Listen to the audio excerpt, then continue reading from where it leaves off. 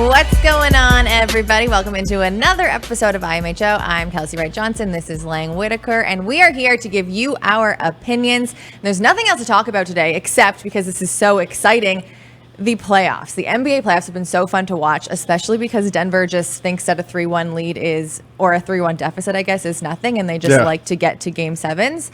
So this brought us, Lang and I were talking last night about the best NBA series comebacks, or most surprising, however we want to kind of word it. So the first thing that jumps to your mind, Lang. Of course. What is it?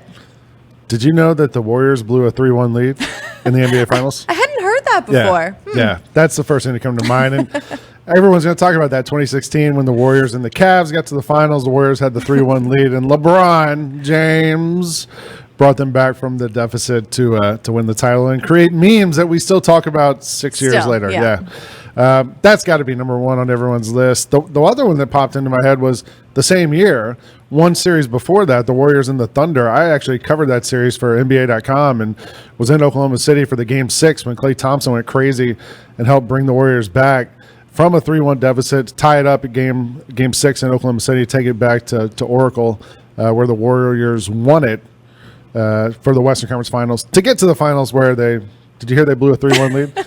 What about you? What series came to mind for you? Honestly, that Same one. thing? Yeah. That one came to mind, number one, because, again, we still talk about it to this day. But because I knew that was going to be one that we were always going to have on the board.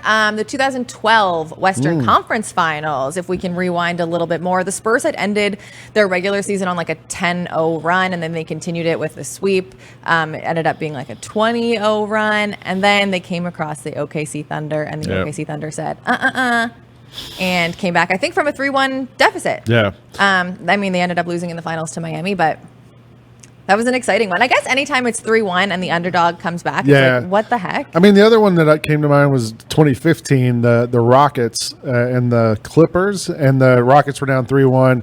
Clippers blew like a 20-point lead in Game 6, something like that, and that was the Rockets came back and won that series, but 3-1 in the finals. Like it's hard to top that. As somebody, I mean, I don't think a team's ever come back from a 3-0 deficit. But if that would happen, that's the only way you're going to top that one, I would guess. Sorry to keep bringing it up, Steph Curry. Yeah. When we look back at this year's playoffs, do you think it's going to be talked about a lot with what the Nuggets have been able to do? Only if the Nuggets make it to the finals, I think, or advance past this. If they lose this series, then it's not really that big a deal if you don't even make it to the conference finals. But if they could make it to the finals or win the finals or win somehow, the championship somehow, then it's unbelievable if they could do that. All right. Well, I guess we'll see. 3-1 means nothing, or it means something. I don't know. I guess we'll find out. It means everything.